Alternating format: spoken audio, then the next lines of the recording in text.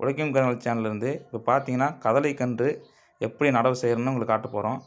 இப்போ பார்த்தீங்கன்னா நாங்கள் வாழை கன்று, அதாவது கதலி கன்றுக்கு ஏற்ற மாதிரி தான், அந்த சைஸுக்கு ஏற்ற மாதிரி தான் குழி போடுவோம். இப்போ மாமா வந்து குழி எடுத்துகிட்டு இருக்காரு.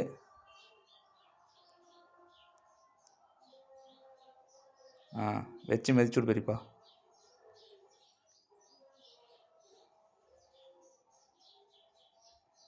அப்படியே இந்த சைடு பார்த்தீங்கன்னா 2000 கட்டை நடவு பண்ணிகிட்டு இருப்பாங்க. மொத்தம் 2000 கட்டை நடவாயிட்டிருக்கு.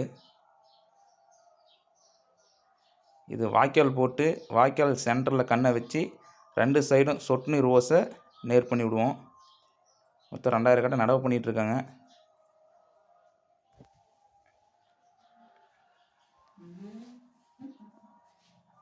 இது வச்சுட்டு போயிட்டுருக்காங்க இந்த லைனு.